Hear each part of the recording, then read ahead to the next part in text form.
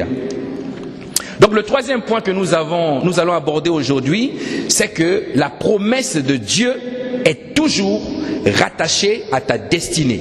Amen. Dis-moi amen. C'est-à-dire, Dieu ne peut pas te promettre des choses hors de ta destinée. Je m'explique. Ça veut dire quoi? Ça veut dire que lorsque tu vois ton frère ou ta sœur réussir dans certains domaines de sa vie, ça ne veut pas dire que ça sera ton cas.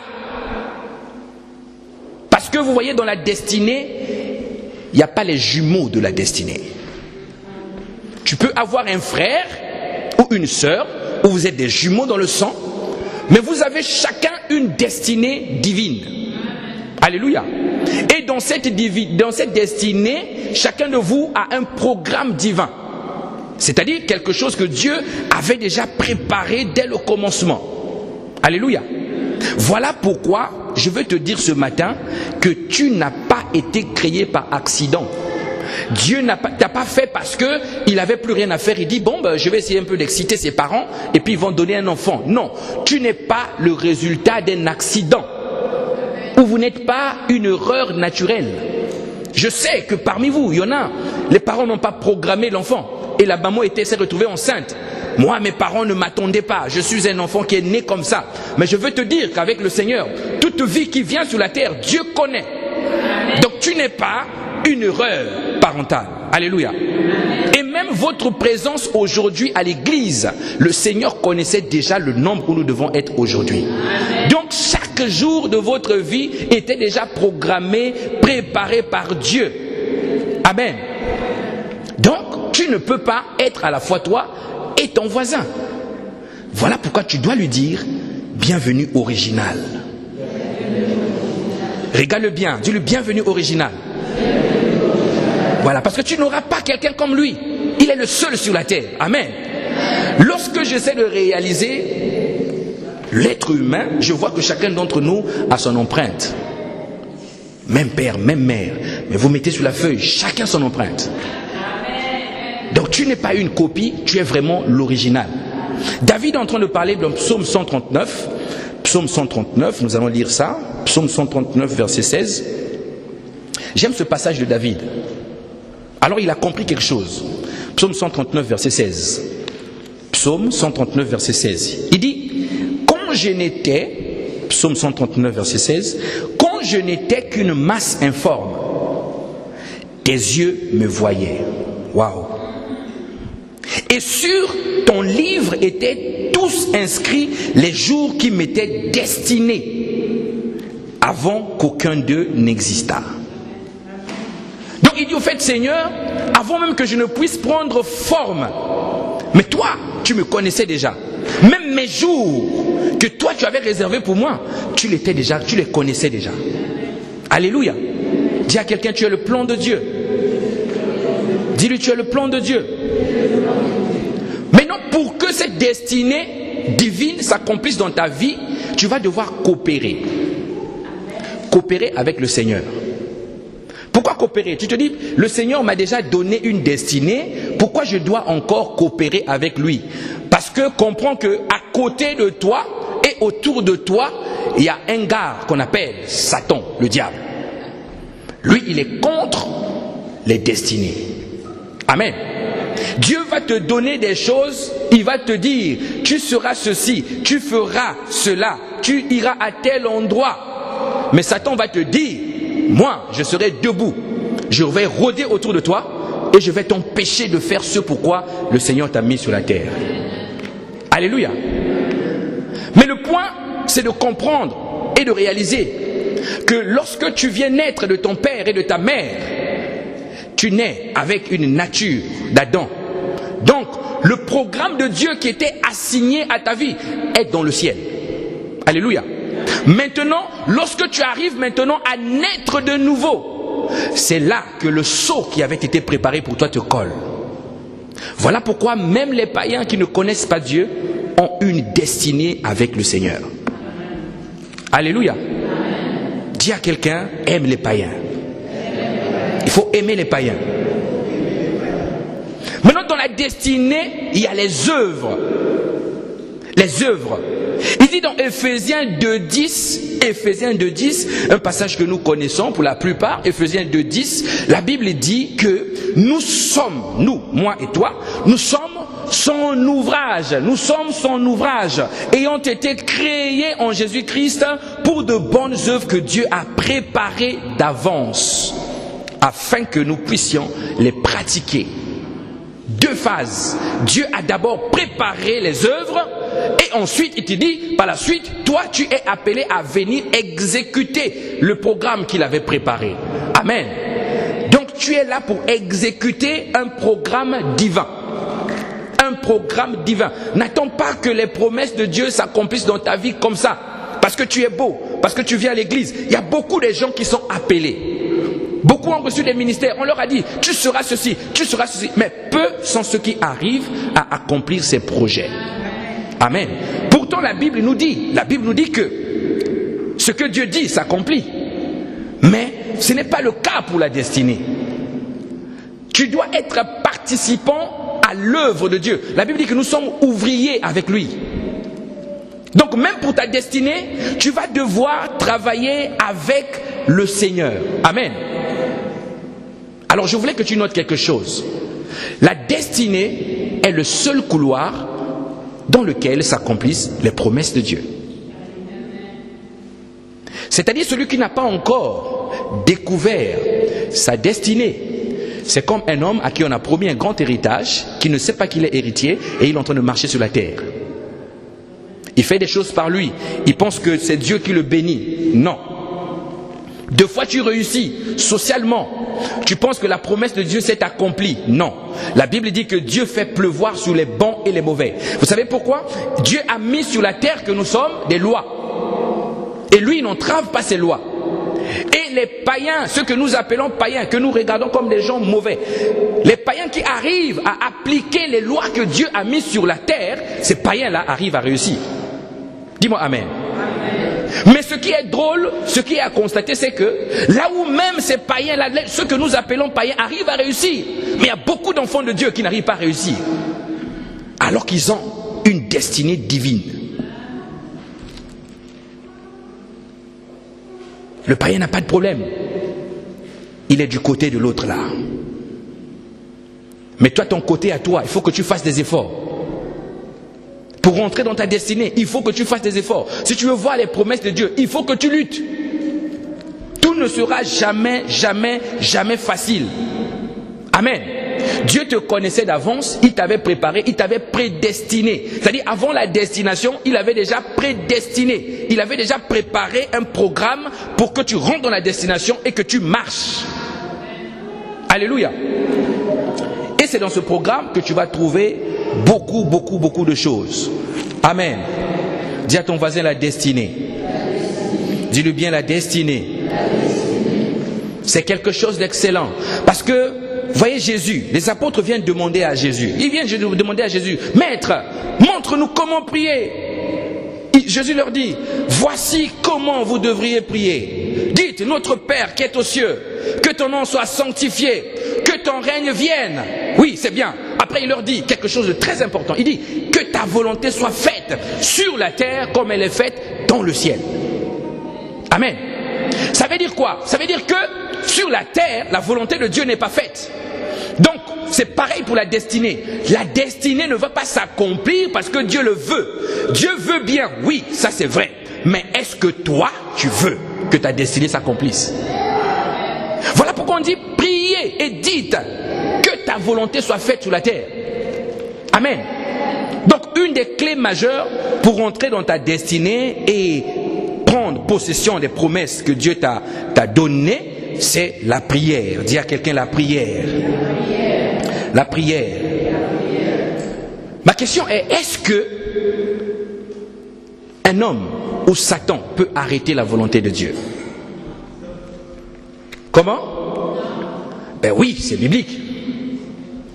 Dis-moi amen. La religion nous a fabriqués. Lisons la Bible. 1 Thessaloniciens 2, verset 18. Il y a deux acteurs qui peuvent nous empêcher d'accomplir la volonté de Dieu. C'est biblique. 1 Thessaloniciens 2, verset 18. C'est Paul qui parle à l'église de Thessalonique. Il leur dit, aussi voulions-nous aller vers vous, du moins, moi Paul, une et même 2 fois. Mais Satan nous en a empêchés.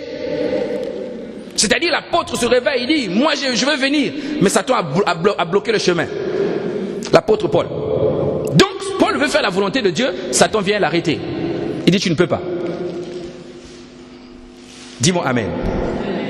Mais la bonne nouvelle, c'est qu'il y a un autre passage dans le livre des Actes, Actes chapitre 16, verset 6. Actes chapitre 16, verset 6, la Bible nous apprend au fait que le Saint-Esprit aussi est capable de nous empêcher. Amen. Vous voyez, de nous empêcher. Pourquoi le Saint-Esprit va venir nous empêcher? Parce que lorsque Dieu t'a donné une destinée, Satan a programmé une contre-destinée pour toi. Maintenant, Satan va te tendre des pièges. Dans ce chapitre du livre des Actes des Apôtres, vous allez voir que Paul est en train de vouloir aller prêcher l'évangile. Il veut aller prêcher l'évangile, mais il dit, le Saint-Esprit lui empêche d'aller le faire. Pourquoi? Alors la volonté de Dieu, c'est que l'évangile soit annoncé. Pourquoi le Saint-Esprit va lui empêcher? C'est que quelque part là-bas, il y a un qui avait mis des pièges pour interrompre la destinée de Paul. Alléluia. Donc tu vas devoir prier le Saint-Esprit. Pourquoi? Parce que le Saint-Esprit est le GPS de la destinée. Dis-moi Amen. C'est-à-dire, si tu ne pries pas le Saint-Esprit, si tu ne lui dis pas, Saint-Esprit, s'il te plaît, conduis-moi. Mon ami, tu peux commencer le ministère comme moi. Tu prends le volant, tu vas comme ça, accident de la route.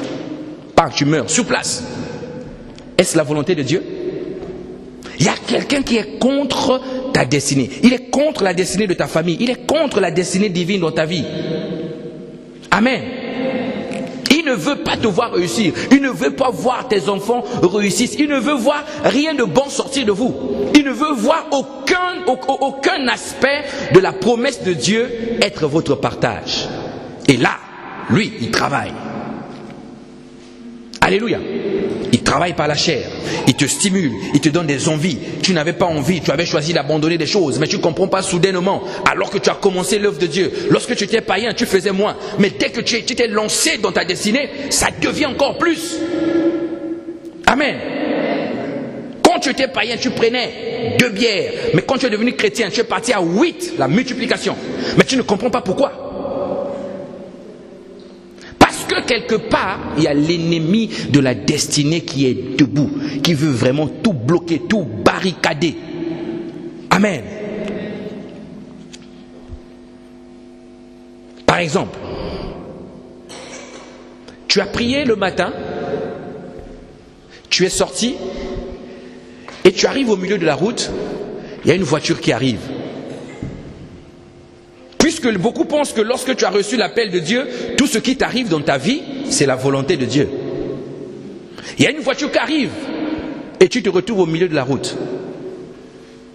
Mais parce que tu as prié, le Saint-Esprit va te permettre de t'échapper de cet accident de voiture. Est-ce que vous comprenez? Mais lorsque tu ne pries pas, tu vas te retrouver au milieu de la voiture va venir t'écraser. Soudainement. Oh, ce pasteur-là est mort. C'est bizarre, c'est la volonté de Dieu. Comme nous attribuons tout à Dieu, c'est comme si les serviteurs de Dieu ne peuvent plus mourir. Ils ne peuvent pas faire des erreurs. C'est des hommes. Ils peuvent faire des mauvais choix. Et ils font des erreurs. Il y avait un pasteur comme ça. Il faisait beaucoup de séminaires. Il partait aux États-Unis. Il partait à Londres. Il partait en Afrique. Il partait partout.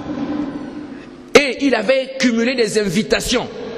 Et donc il a fait en une semaine, il a fait au moins 4 séminaires.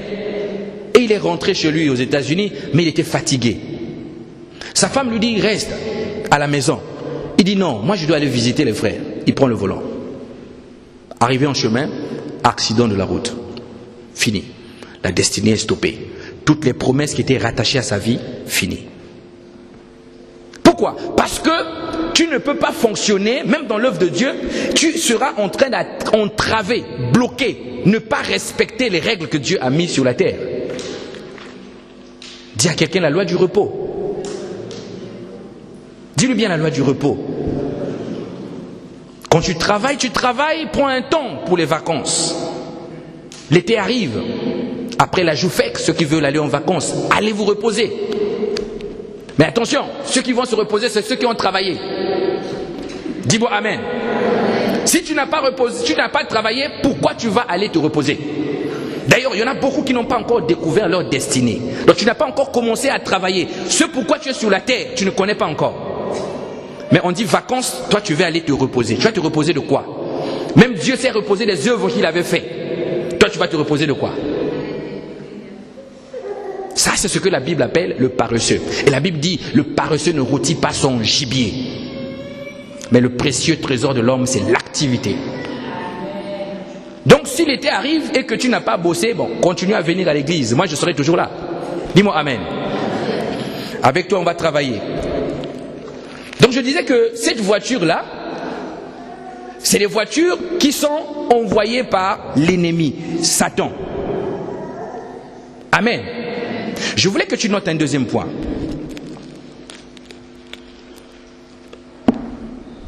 Le fait que tu aies reçu un appel de Dieu ne te donne pas la certitude que cet appel va s'accomplir. Le Seigneur vient te dire, tu seras un évangéliste. Toi, tu ouvres les yeux, tu prends ton téléphone. Comme c'est des choses qui font chaud au cœur, tu appelles le pasteur, c'est normal. Pasteur, j'ai une vision. Oui. Oh, vraiment, Dieu est bon. Oui, je sais Dieu est bon. Oui, pasteur, Dieu est merveilleux. Oui, je sais qu'il est merveilleux. Ah, Dieu parle, pasteur. Je dis oui, parle. Qu'est-ce qu'il a dit? Ah, pasteur, vraiment, il y a beaucoup d'appelés peu de lui. Non, parle-moi. Qu'est-ce qu'il a dit? Dieu a dit que je serai évangéliste. Ah, gloire à son nom. Maintenant, qu'est-ce qu'on fait? Dieu t'a appelé. Pourquoi il appelait? Il t'appelle par rapport au programme qu'il avait fait pour ta vie. Et ce programme-là, même moi, je ne peux pas l'arrêter. Il va t'appeler maintenant. L'accomplissement de ce programme, de cet appel, va dépendre de ce que toi tu es, de ce que toi tu fais. Est-ce qu'on est ensemble? Donc si Dieu t'appelle et que tout le temps tu es dans la couette, tu ne prends pas le temps de lire la Bible, tu vas vieillir, tu ne seras jamais évangéliste. Ou tu vas te retrouver avec les cheveux blonds dans les narines, tu te rends compte que je commence à vieillir, là je cours après la Bible. Amen. Donc lorsque tu reçois l'appel de Dieu, ce n'est pas certain que cet appel s'accomplisse. Mais cet appel peut s'accomplir si et seulement si toi, tu arrives à t'y mettre. Moïse a dû lutter contre Pharaon pour que sa destinée du libérateur s'accomplisse. Quand Dieu a rencontré Moïse devant le buisson ardent, il a dit à Moïse, je veux que toi tu ailles libérer mon peuple qui est dans l'esclavage chez Pharaon. Mais Moïse, il fallait qu'il se lève pour qu'il aille parler à Pharaon. C'était courageux, un homme qui a une armée mais puissante. Dieu lui dit, Moïse, toi lève-toi, va là-bas, va parler. Moïse est parti, il a lutté contre Pharaon. Après, Dieu a fait de lui le libérateur. Dis-moi Amen. Dis-moi Amen. Alors qu'est-ce que Satan a fait? Satan connaissait cette destinée que Moïse avait de libérateur. Qu'est-ce qu'il a fait? Il a voulu, dès son jeune âge, donner la mort à Moïse. Il commençait à vouloir persécuter des enfants partout. Tuer tous les enfants, tuer. La mère prend Moïse, il met dans l'eau. Elle met dans l'eau. Et Moïse est parti. Est-ce que vous comprenez? Donc depuis ton enfance, Satan va commencer à vouloir faire un programme contraire. Jérémie dit, avant que je ne sois formé, avant que je ne fusse formé dans le ventre de ma mère, toi tu me connaissais déjà. Et tu m'avais déjà établi prophète des nations, destiné, voyez? Mais il dit c'était avant. Donc quand il est né, il y avait déjà le programme. Dis à quelqu'un le programme. Dis-le bien le programme. Donc à cause de ta destinée, tu vas devoir choisir.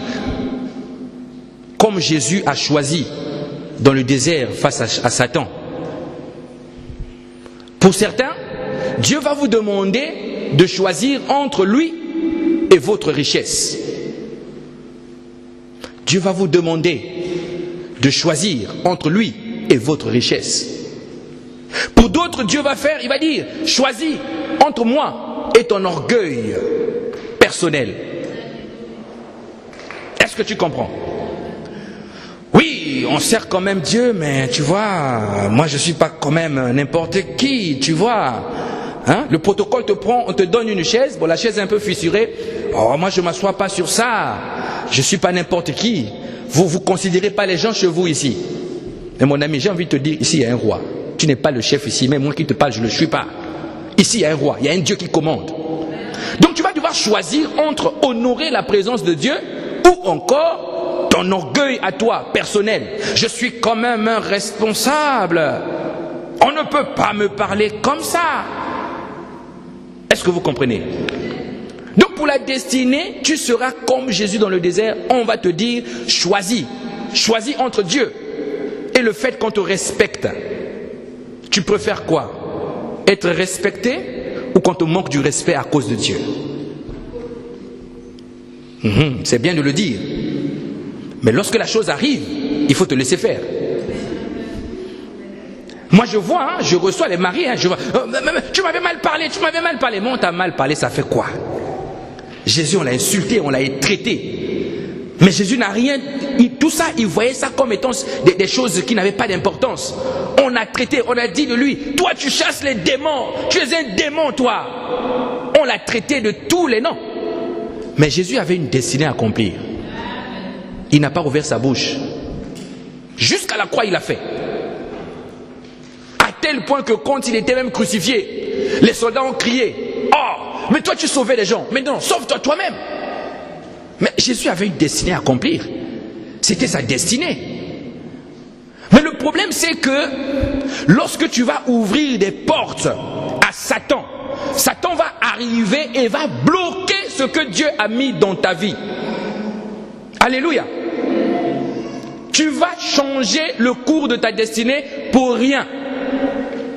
Regardez, Jésus marche, il choisit les 12 apôtres. Et il choisit un homme qu'on appelle Judas. Il choisit Judas. Judas était avec eux. Judas marchait. Judas était un homme à qui Jésus faisait confiance.